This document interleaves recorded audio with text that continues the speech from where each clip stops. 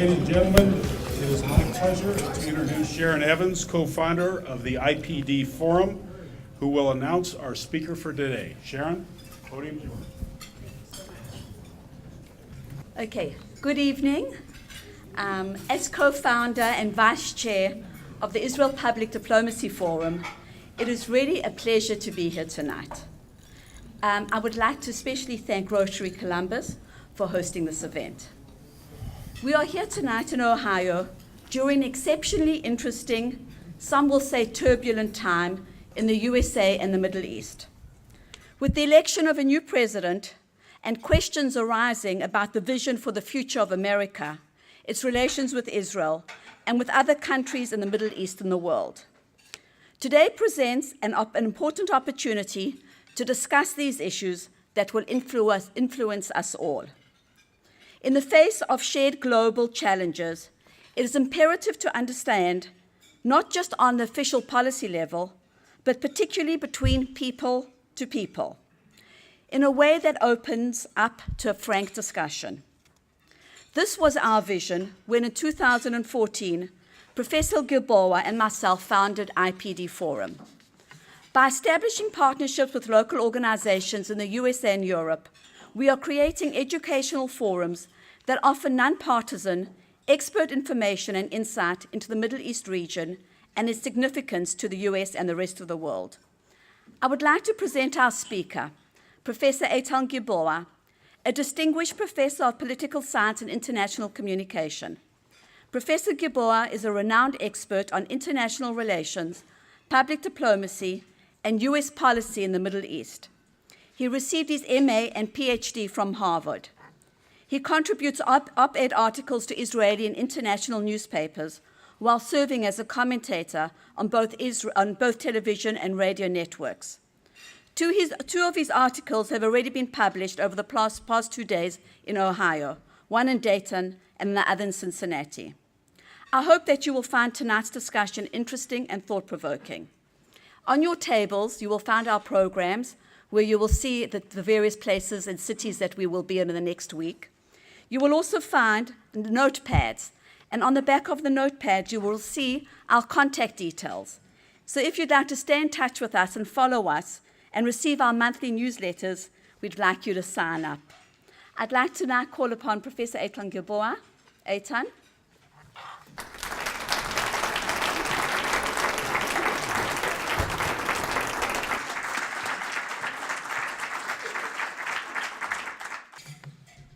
I'm always happy to speak to Rotary members because of the good that you do for society. I want to begin with what happened today at Ohio State. This shows us that this kind of terrorism does not stop in the Middle East. This kind of vehicle terrorism and stabbing in the back happen from time to time in Israel and elsewhere in the Middle East. And this is why what is happening in the Middle East is very relevant and important for the United States. Although I come from Israel, I will talk today about the subject that you see on the screen, about the Middle East. The Israel and the Israeli-Palestinian conflict receives disproportional coverage in the American media and the Western media.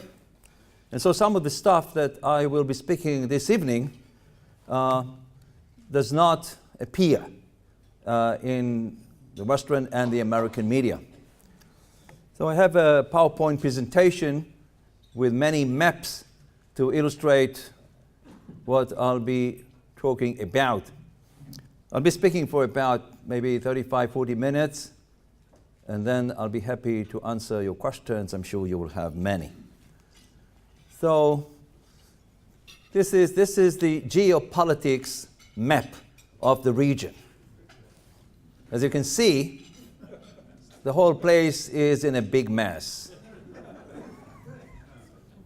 You need 10 minutes to understand where the lines go from one place to another, and you really don't know anymore who is fighting whom for what purpose, and what are the results today. This is another way of showing what is happening in Syria. Everybody is saying that they fight the Islamic State or ISIS, but everybody has its own agenda. And you can see how the pistols are being directed in different directions. This is just in Syria, another attempt, and you can see how many actors are involved from the Middle East and outside the Middle East in the terrible civil war that is still happening in Syria. And since this is a club for the good of society, I'm always asking myself, what is happening in the world? Where's the international community? Politicians and diplomats, especially at the UN, use this phrase, the international community would not allow this or that. Almost 500,000 people were killed in Syria. 500,000 people were killed. Half of the Syrian population is refugee. This is unthinkable. This is another attempt to show what is happening in the region. This is a little bit easier to understand because, as you can see, there are a number of camps in the region, a number of groups fighting each other, and you can see also the middle line separates between the Sunni section of Islam and the Shia section, and you can see this is one of the major reasons for the upheaval today. So I want to talk about the causes of the geopolitical transformations in recent years. So one is religion, the Shia versus the Sunni rift. The second is colonialism. This is the Sykes-Picot Agreement, French-British Agreement of 1916. So we are celebrating today 100 years since anniversary of that colonial agreement, so colonialism. And third revolution, so to speak, the Arab Spring. These are the main causes of what we see today. The developments are the rise of the Islamic State or ISIS. ISIS stands for the Islamic State in Iraq and Syria. Later on, they changed the name to Islamic State, and Obama rightly does not use the Islamic State term, but rather ISIS, because why? To respect this horrible organization's global goal of conquering the whole world. Iran nuclear deal, which you have heard a lot about, but I think has contributed in certain ways to what we see today, to the regional geopolitical transformations. And consequences, I'll be speaking about the US perceived decline, and the emphasis is on perceived decline, on perception. Second, about the Russian intervention. And third, new alliances. And fourth, the challenges that the Trump administration will be facing soon. I imagine that Trump still does not know what is expected of him in the region. He cannot regret it anymore. So this is the Middle East has a number of the Middle East has a number of definitions. Incidentally, the term didn't come from the Middle East itself, like many other terms, like Palestine or Palestinians, which the Romans gave to this piece of land when they destroyed the Second Temple, or even the Arab Spring. The Arab Spring was invented in the West, hoping for democracy to flourish in the entire Middle East. The Middle East appeared as a term. So the middle is middle between what and what. The term was invented in India when Britain ruled that ruled that land. And indeed, India was in the middle between Britain and the Far East.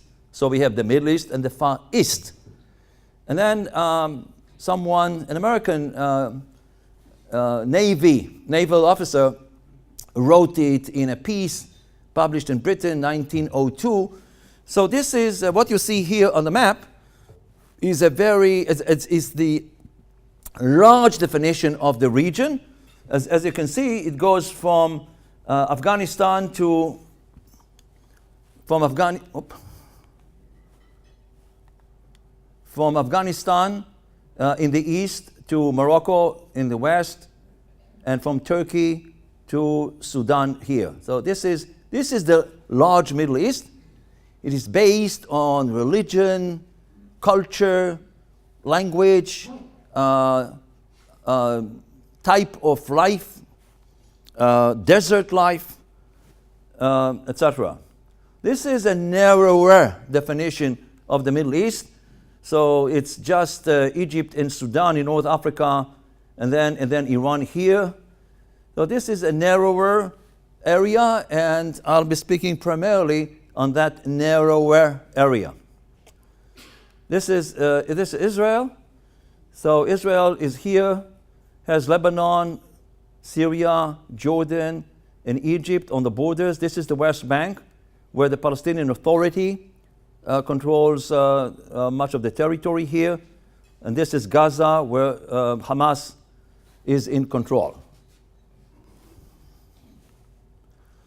So the first issue is this religious warfare between the two sections of Islam, the Shia and the Sunni. It goes back to the history and origins of Islam, and I don't want to go into this right now, but there is a lot of hatred, accumulated hatred between these two groups. And you can see these are Shiite countries. So it is Iran and Iraq, basically Shiite countries, and these are Sunni countries. So you can see here, so this is Iran, Iraq, this is Syria. Syria is mostly Sunni, but it has been ruled by a Shiite type section called the Alawites. Bashar al-Assad, the president of Syria, is a member of that section, about 15% of the Syrian population. Turkey, Muslim, non-Arab. Egypt, Saudi Arabia. So you can see here this division between the Shia and the Sunni countries. But this is not the whole story, because there are Shiite minorities in other places of the Middle East. And you can see them here. So this is Iran, 90 to 95% Shiite. Iraq, 65 to 70% Shiite. Syria, I cannot see it from here, 15 to 20%. But even here you can see, in Bahrain, for example, it's I think 65 or something like that. You have here in Iran, in Yemen, can you see the number? I cannot see the number from here. 35, okay, 35%.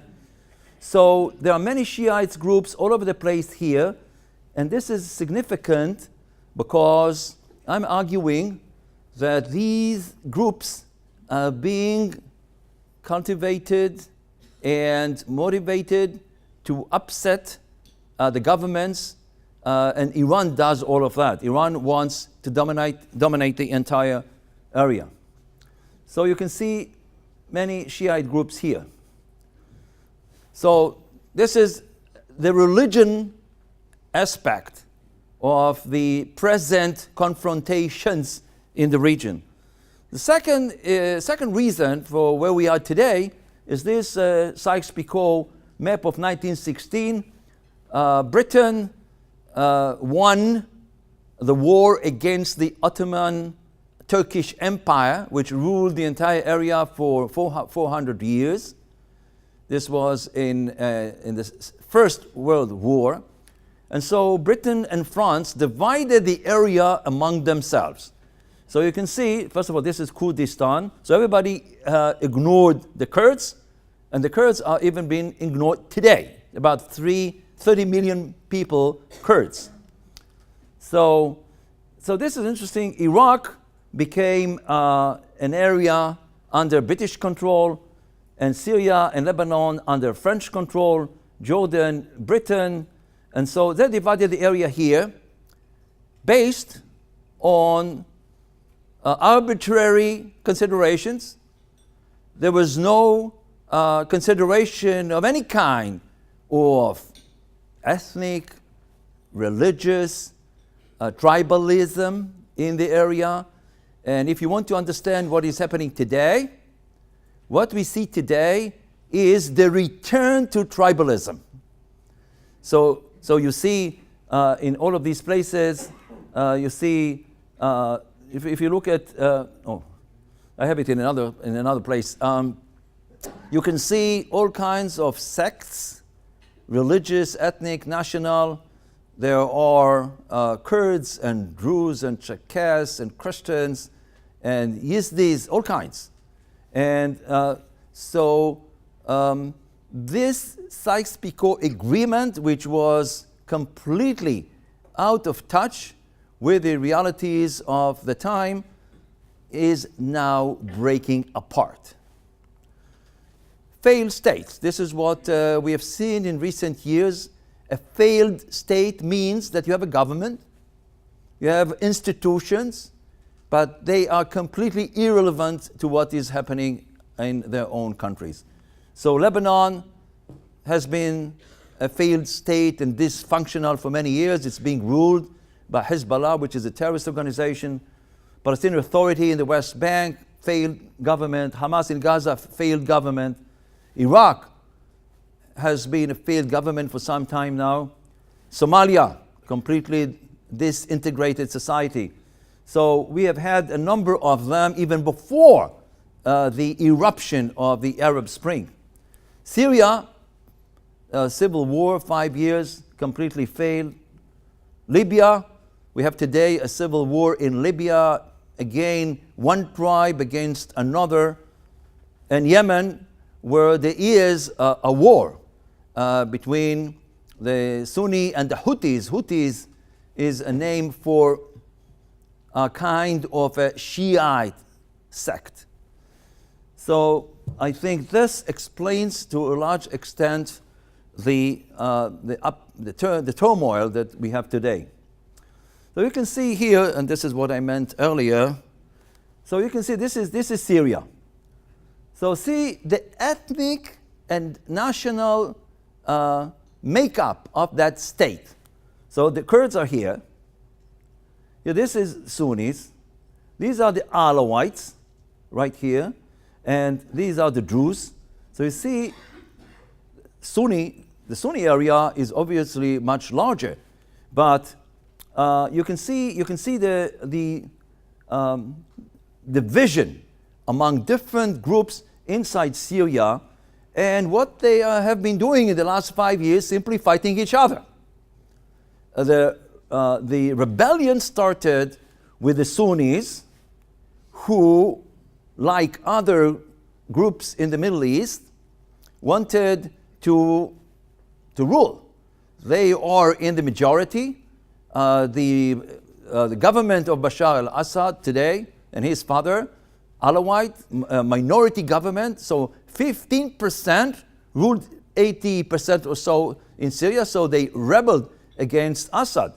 And this is the main reason for what we see today. This is the emergence of ISIS. So ISIS went into the vacuum that was created by the initial rebellion in Syria against the government of Bashar al-Assad. So this is the initial territory taken over by ISIS. So this is Syria and this is Iraq. The forces, not too many people were able to conquer all of these areas here and even defeated the big Iraqi army, which has been trained and equipped by the United States for many years, but at the time simply disintegrated And so ISIS was able to take over all of that and establish its own independent, so to speak, state. Here, the problem was the warfare that we hear from time to time about the conflict between the Sunni and the Shiite here inside Iraq. Now, the Islamic State or the Islamic ISIS is not only controlling those portions of Syria and Iraq, but they have strongholds in many other places in Afghanistan, Pakistan, Saudi Arabia, down here in Nigeria. Boko Haram is a terrorist organization that is Muslim. In Algeria, in Libya, in Egypt, in the Sinai. Some of the places here do not officially affiliated with the Islamic State, but since ISIS has been so successful, they feel, okay, why don't we declare ourselves as loyal to ISIS, and perhaps this way we could increase our power and influence. What happened in the last 2 years or so, that finally states in the region as well as external actors decided that enough is enough with ISIS, and there's a whole coalition now trying to destroy this group. And so you can see territories lost from January 2015 to July 2016. So all the red areas here were lost. But I want to say, and I have been saying that for a long time, even if ISIS loses all of its territorial bases, the idea of ISIS will continue. And ISIS has been successful because of two reasons. One is identity, and Muslims have an identity crisis. They ask themselves who we are, what we should do in the world, how come we have been on the margins of history so long. Islam used to be a highly developed civilization. What's going on? Why are we today so weak? And second, mission. So the mission that ISIS provided, establishing an Islamic State all over the world, killing all the infidels, or forcing them to adopt Islam. This mission attracts many, many followers. So the other reason, or for the next reason for the problems today in the Middle East is Iran, and especially the Iran nuclear deal. I can say that the Iran nuclear deal, which has been very controversial in the United States and in Europe, has positive as well as negative elements. Those who were for the deal emphasized only the positive elements. Those who were against emphasized the negative elements. So we had a debate, but in the Middle East itself, all Western and American Arab allies, as well as Israel, thought that this was not a good deal. And the reason for that is Iran itself. Because Iran wants to dominate the region. Iran wants to export its brand of Islam. It wants Islamic theocracies established everywhere in the Middle East. It wants to overthrow pro-Western governments. And this is why it wants, among other things, nuclear weapons. Iran says all the time, oh, we need nuclear infrastructure for peaceful purposes, for research and medical research, for the production of electricity in Iran. They have oil for 100 years, which is much cheaper than anything else.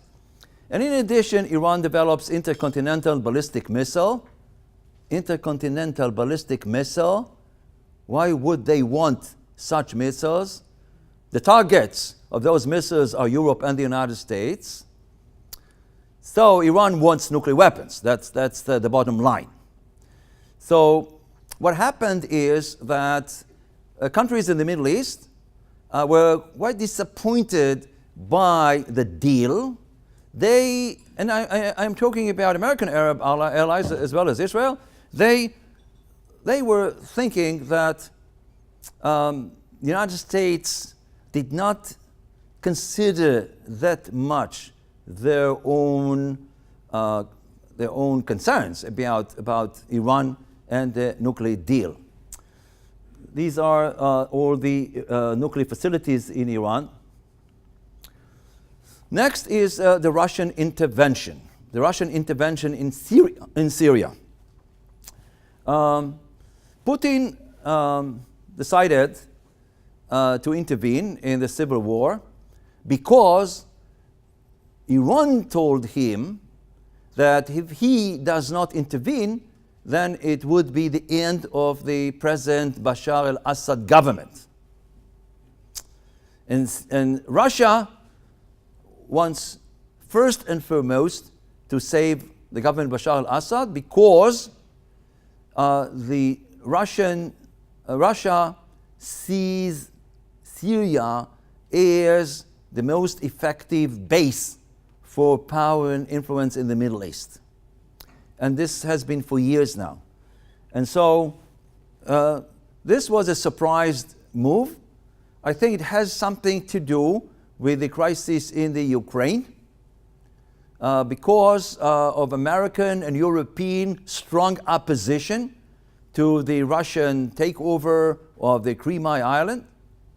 So Putin perhaps wanted to acquire bargaining chips elsewhere, and the Middle East was a convenient area for this move. So you can see here, these are the Russian bases here. So they have in Latakia, they have a base. They have in Tartus, they have a base. This is Tartus, this is Latakia on the shore here. They have been building big military bases. And the intervention is not just designed to save the government of Syria. The intervention is, I think, aiming at establishing a permanent presence in Syria so that Russia can project power and influence into the entire region. And power in the Middle East, at least in Putin's eyes, is a key to make Russia great again. Now, Trump used it here, but Putin has been using this term for a long time now. So Russian intervention, a major factor, at least in the last few years, in what is happening today. So all of what I've been saying until now inspired creation of alliances of all kinds. And what we see today, this is perhaps the biggest geopolitical transformation of the region, of the area. And so one alliance I call the Iran's Shia Crescent. So you have seen earlier the Shiite states as well as Shiite minorities in a number of states. So here you can see, so the Iran's crescent, so it's Iran. Iran is already in much control of Iraq, and Iraq is controlled by a Shiite government. The Shiite constitute the majority in Iraq, Syria, and Lebanon, which is controlled by Hezbollah, a Shiite organization. So you can see this, like this.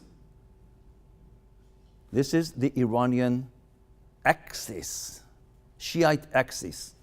Now, there's a war here in Yemen. I mentioned it earlier between the Houthis and the Sunnis. And Iran is helping the Houthis here. Saudi Arabia helps the Sunnis. So you have external, like a regional intervention here. So Saudi Arabia is fighting Iran here. And so Iran wants to establish base here. Now Yemen is a crucial strategic area. Look at the straits here. So imagine that you control this straits and this straits, Straits of Hormuz. But this is what Iran wants. And Iran wants to threaten Saudi Arabia from here as well as from here, like this. And all the Persian Gulf countries right here are aligned with Saudi Arabia, and they are also fearful of Iranian destabilization efforts in the region. So you can see why this civil war here is so crucial for Saudi Arabia and Iran. So here you have Egypt and Jordan. Egypt and Jordan are also threatened by Iran, by this Shiite crescent. Okay? So, if you have one alliance, you will have a counter-alliance. And before I move to the counter-alliance, Russia joined that axis as well. So you have an external participation in Middle Eastern geopolitical transformations. So the counter-alliance is this.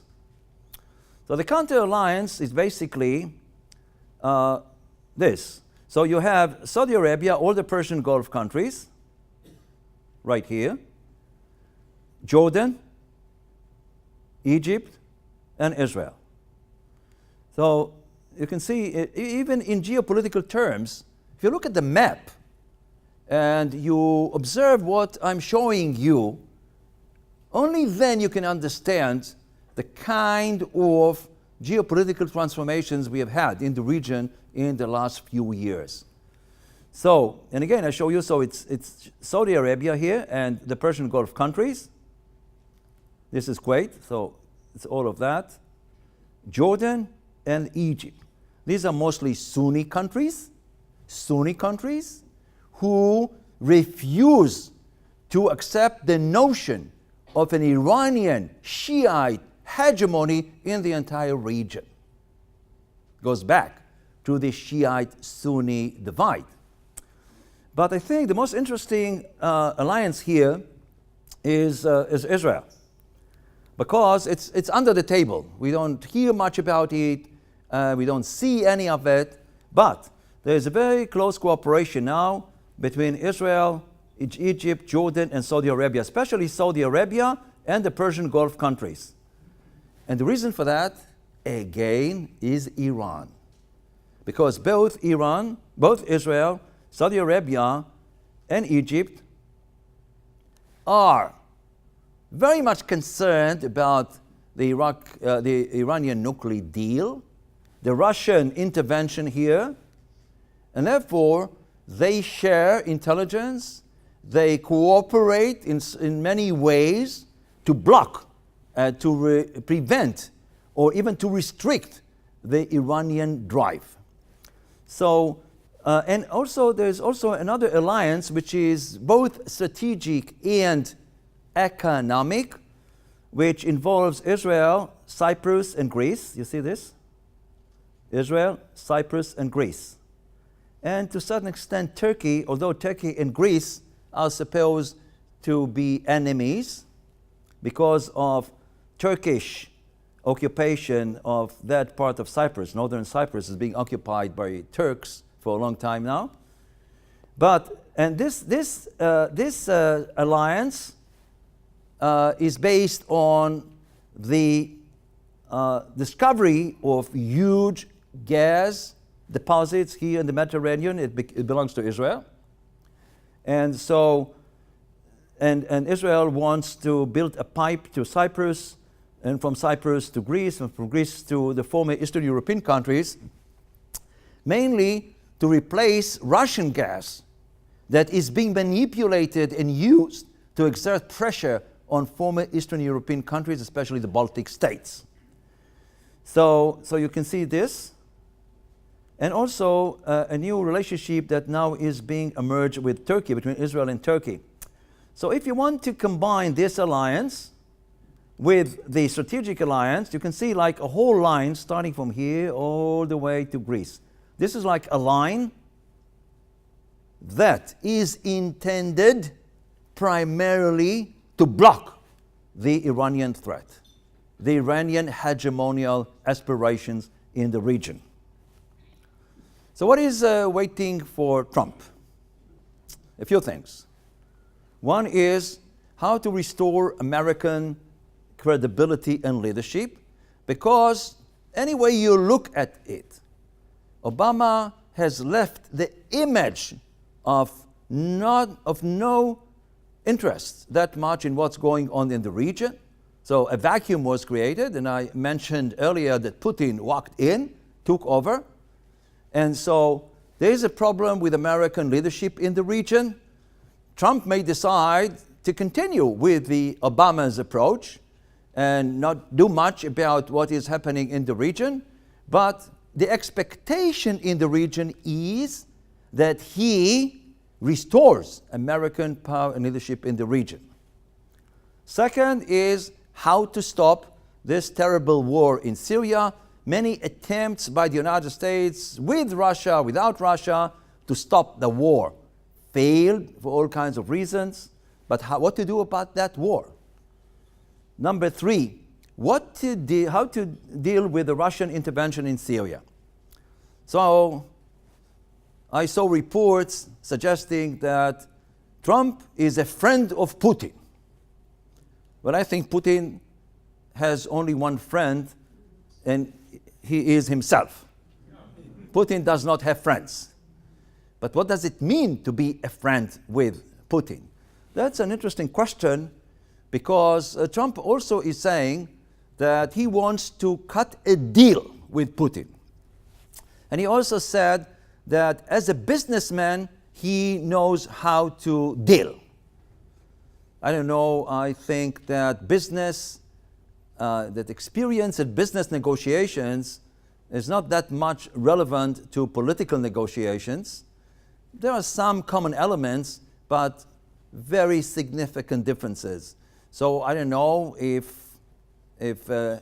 Trump wants indeed a deal with Russia, but there's a potential for deal. And the deal would be like that. America will make some concessions for Russia in the Middle East in return for Russian concessions in Europe, or vice versa. It depends which area is more important. I think that Russia is more interested in the Ukraine. So Russia would like to have Western concessions in the Ukraine, and then the United States may get Russian concessions in the Middle East in response to that. But this deal could affect the geopolitical transformations in the area. Another problem is ISIS, how to destroy ISIS. Obama has adopted a certain strategy. Trump may continue or may do other things. He said he could destroy ISIS in a different way. It remains to be seen what this different way will be. ISIS is on the verge of collapse. There's a huge war now in Iraq. And I think that it will take time, but in Mosul, sooner or later, ISIS will lose Mosul, also Raqqa in Syria.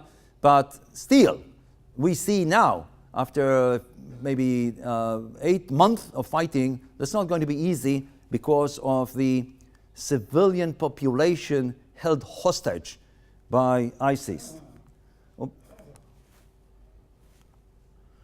Next is the Iran nuclear deal. Trump said he would cancel it. It's not going to be easy because it's not only the United States involved. Incidentally, as much as I know about American Constitution, this deal was not approved by Congress, which means that the president has the authority to cancel it tomorrow. On the other hand, the deal was approved by the UN Security Council. And maybe what we could expect of Trump is he could renegotiate the deal to include other issues as well. I think Iran would not agree. He could more aggressively monitor adherence to the deal.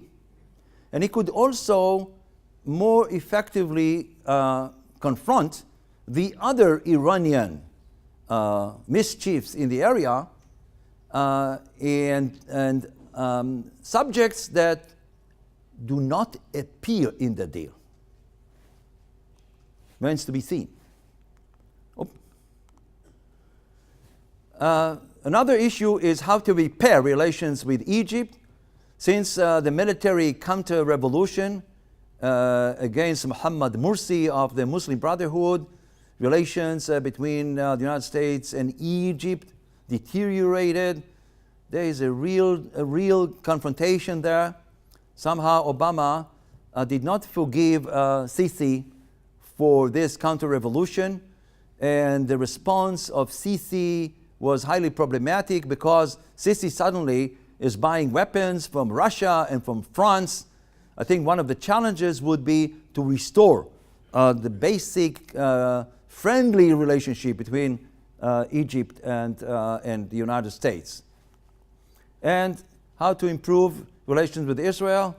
Relations in the last 8 years have been marred by tensions on Iran nuclear deal and Israeli-Palestinian issues. So the expectation in Israel is that there will be, how should I say, a friendlier environment, at least in the White House. But the challenge is how to improve relations. And finally, wait, got out of the slide. What to do about Israeli-Palestinian negotiations? In the last 8 years, there haven't been much negotiations for all kinds of reasons. And the question is, will the Trump administration try again? I've been thinking that whatever mediation the United States performed in the last even 20 years has not succeeded, and therefore there is now perhaps a need to do something else and to find perhaps another way to promote negotiations. I can develop it a little bit later. So in conclusion, I'm running out of time. In conclusion, what I've attempted to do is to explain the recent developments in the region, the reasons for the civil wars in Syria, Iraq, Yemen, and Libya, the causes of the disintegration of the Arab state system, the consequences of all of that, the creation of two major alliances in the region, and the Iranian alliance, in my judgment, is much more threatening than ISIS, but the focus in the West was about the defeat of ISIS. And you can see from here, just look at this list, and you can tell how much headache Trump will have in dealing with all of these challenges. I don't know why people compete for the position of Secretary of State. If you just look at this list, this will bring a lot of hours of an investment in just thinking about all of this and what do they mean for American strategy, national security, and position in the world. I want to end by saying that one way is simply to go to splendid isolation and to say, I don't care anymore. This is a crazy region, crazy people. Let them fight each other until all of them are dead. But the other approach is that this should not be the case. Everybody expects, almost everybody in the world, not only the Middle East, expect the United States to lead. It seems that Obama resigned from the position of a world policeman, and maybe for good reasons. But there's nobody else to replace the United States. We always hear about the European Union, which is on the verge of disintegration itself. We hear about China wishes to become a world power, but China doesn't care about anything. So who is going to police the world? The world is becoming a crazy place. There's nobody really to introduce some order. And when Obama attempted to somehow reduce the American intervention, American police mission, we see a lot of chaos. So the alternative to American splendid isolation is a world chaos of the kind that we see in the Middle East. And I've written an article, was published here a few years ago. If you run from the Middle East runs after you. And I'm coming back to what I said at the beginning. What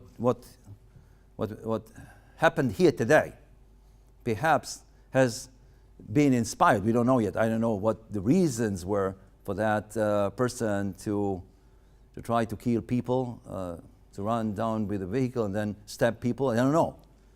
But we can. So what is happening in the Middle East and elsewhere affect life in America. And I think that this is a good reason not to go to spreading isolation, but to be involved. It could be a debate how to be involved. Wars, full-scale wars in Afghanistan and Iraq, no. But just sitting home is not a solution as well. So I encourage you to be interested in the region, to learn about what is happening, people-to-people dialogues and lectures of the kind that I have delivered today should help every citizen to think about what role should the United States play in the next few years. Thank you very much.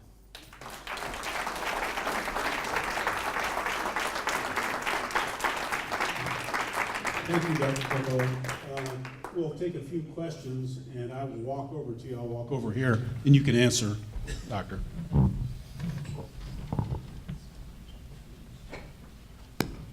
Good evening, Doctor. Thank you very much for a great presentation. My question is, since Iran has a 25 centuries tradition of a secular system, and only the last 37 years it has been an Islamic fundamentalist system, and about 400 years it imposed Shiite Islam to its people. What is the likelihood of this country to get back to a secular system again? And then the second part of my question is it by any means possible, since we had a domino effect with 1979 Iranian Islamic Revolution, the whole world changed. Would that be possible in that case? If we have a secular system in Iran, we would see a reverse domino effect. Excellent question. Two questions. Actually, I've written an article just on those two questions, because I think you're absolutely right about the rise of Islam in the region. Because when Iran was Islamized back in 1978-79, it opened the doors for the rise of radical political Islam. And we see the results elsewhere. Look at Turkey. Erdogan won the elections there maybe 10 years ago, and every year or so, he made Turkey more and more an Islamic theocracy. And Saudi Arabia was leading those schools of Islam called madrasas everywhere. And so I think when Iran became an Islamic theocracy, this was a message to Islamic groups in all Muslim countries: we have a chance. And we can perhaps gain control over secular governments. Now, so what you are referring to is an assertion that secularism is the normal, so to speak, political system for Iran, and that the Islamic rule is an aberration. So you are hinting when this could be reversed and go back to the more fundamental pattern of a political system. I've been told, I'm told many times since 1979, the counter-revolution is around the corner.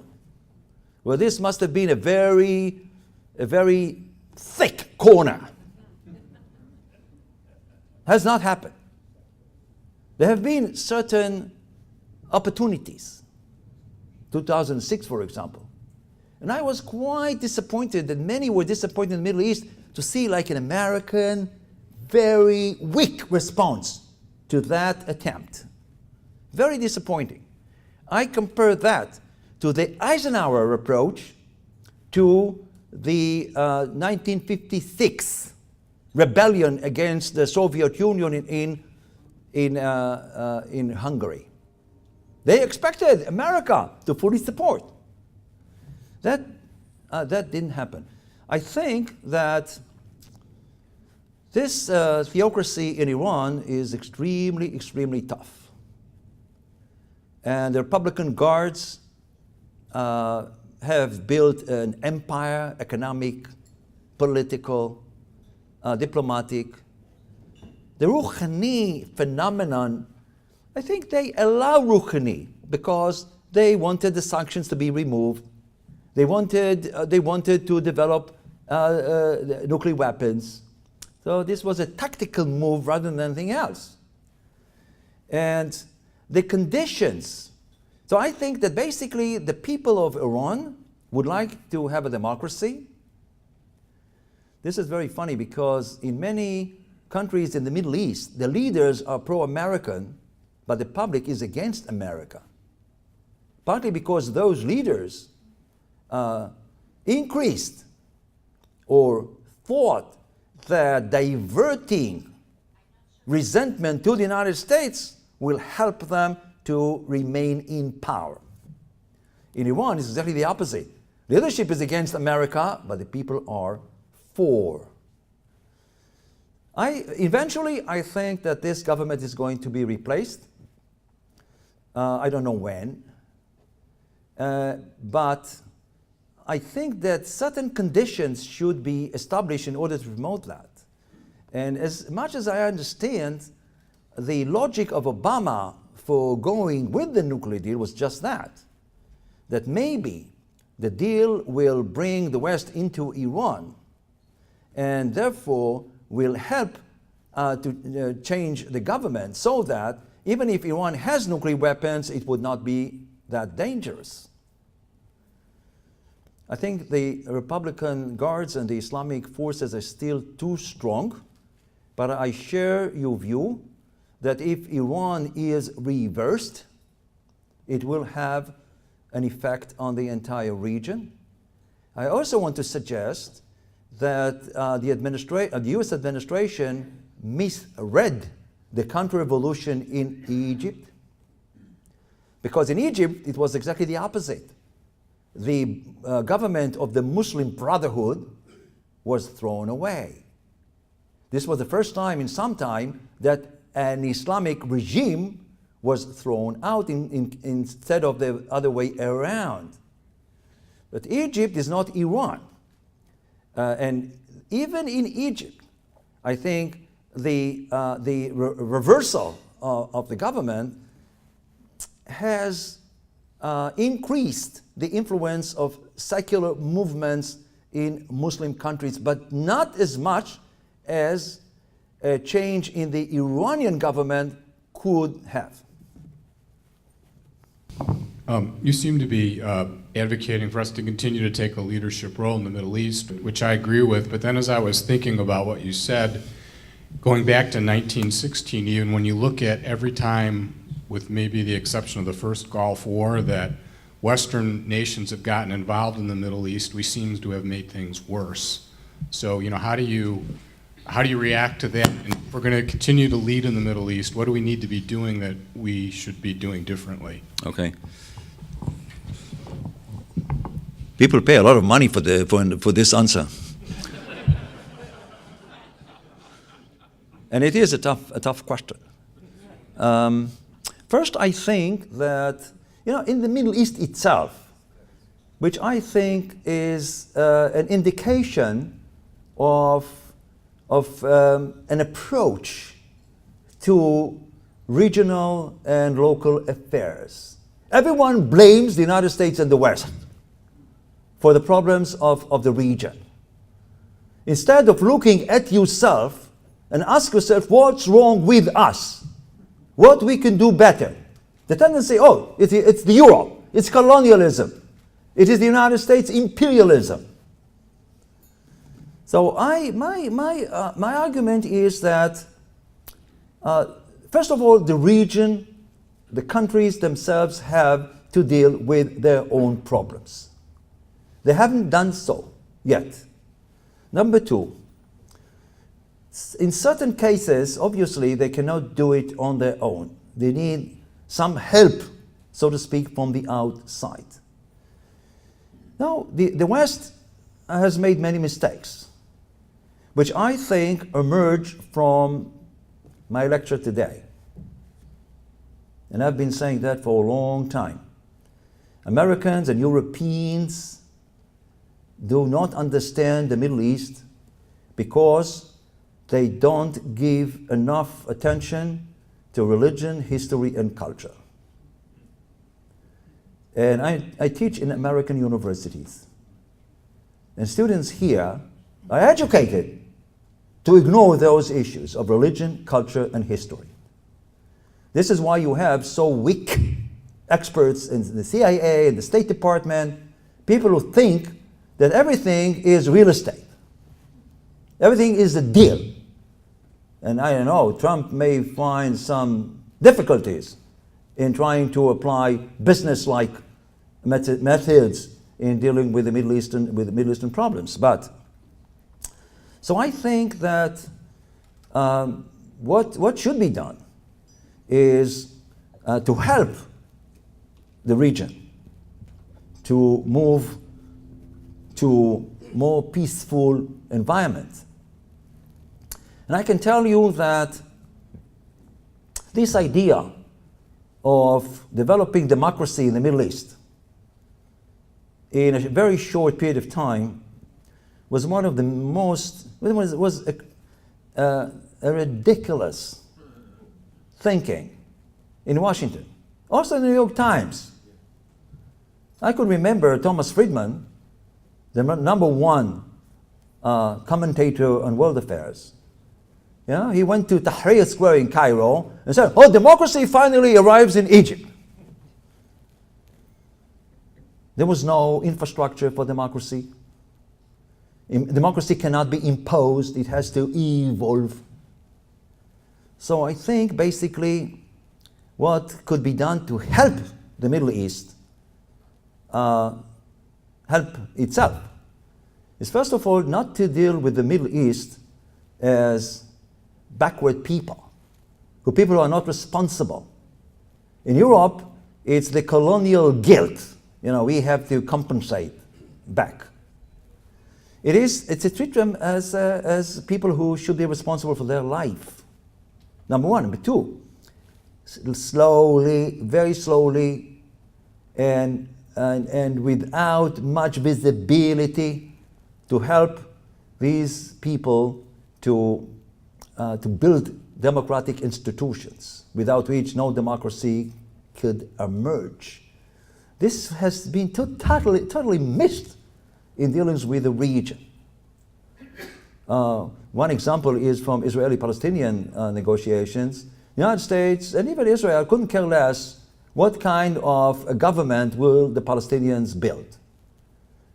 Arafat was a dictator, fine, as long as he would deliver.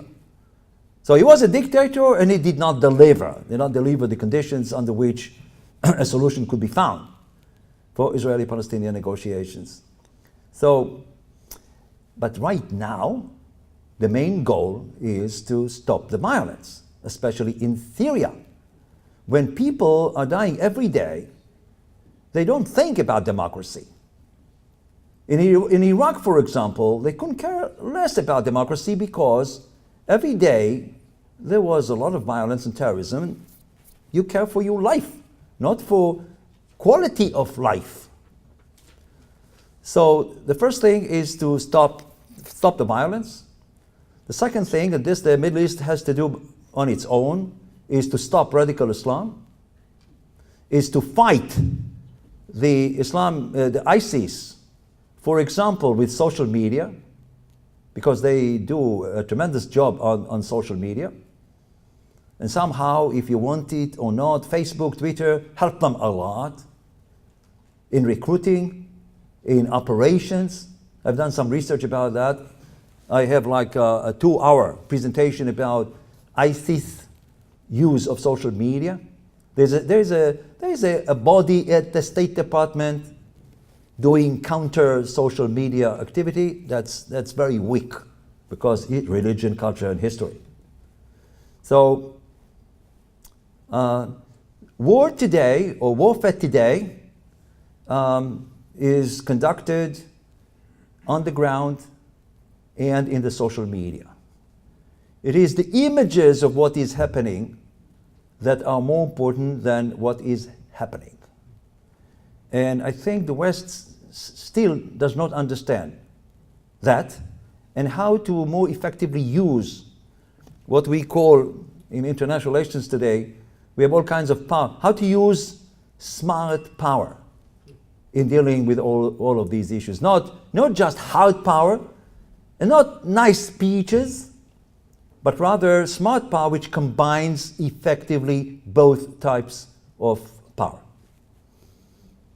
If there's one more question, we'll do it, and then unfortunately we're going to be out of time. We'll come back here. Doctor, you pick which one. I pick. Right here. Charlie. He asked me before the lecture that he wants to ask a question. Thank you for remembering that. I was wondering, we're hearing in the media that Al-Qaeda is on the rise again, maybe as ISIS might be on the decline slightly. And I'm wondering, how do you see Al-Qaeda figuring into all these alliances? Okay, also a very good question. Turns out that bad guys never disappear. They only reappear in one form or another. So ISIS is declining, Al-Qaeda is rising. We should not worry about them because there is always going to be a radical Islamic movement. The idea will not die, as I suggested earlier. And the idea has to be fought, not just the territorial basis on the ground. I'll tell you what I think about Al-Qaeda.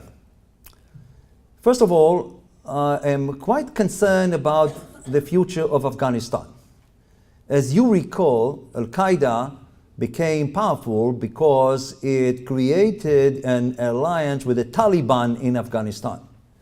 Taliban today is not what it used to be, say 20 years ago. It's still on the rise.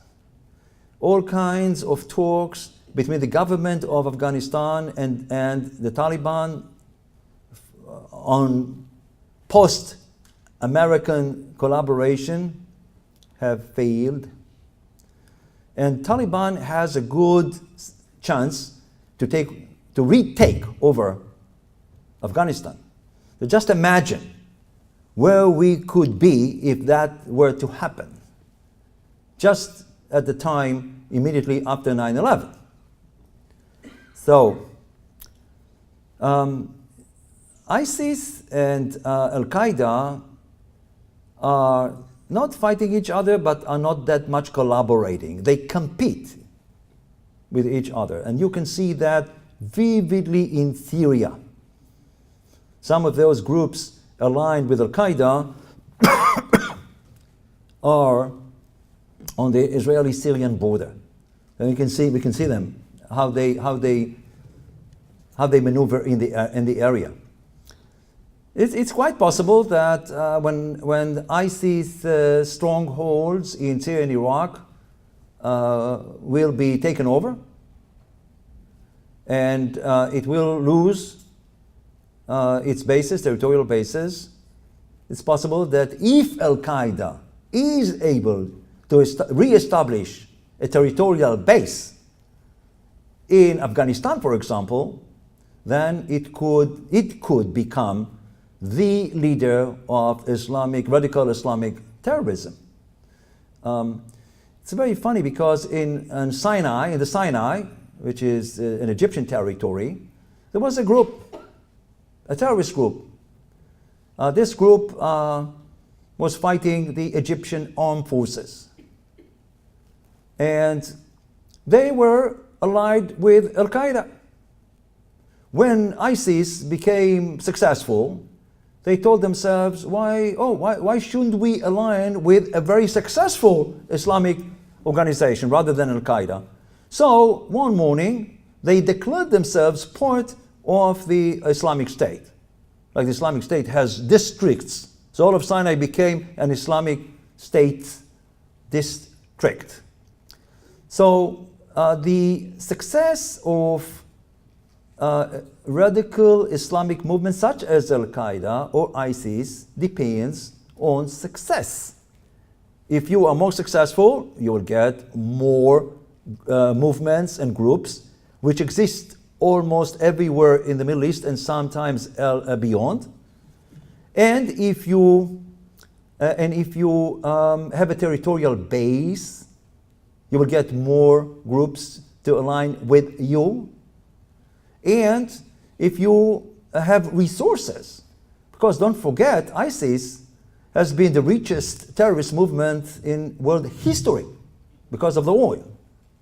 So if you have resources, Al-Qaeda does not have much resources at this time. So if ISIS bases are destroyed, and if they are able to gain territorial base to fundraising, to raise funds, and to more effectively use social media than ISIS, then they will become the leader of radical Islamic movement. But as we have seen in the past, there could be other candidates as well. The bottom line, I hate to end my lecture this way. The bottom line is that radical Islam will continue to exist. It will continue to pose a threat to the West because radical Islam sees the West, the United States in particular, as the eternal enemy. The threat to their very existence, to their way of life. And therefore, even if ISIS and Al-Qaeda disappear tomorrow, somebody else will take the role. Thank you again for coming.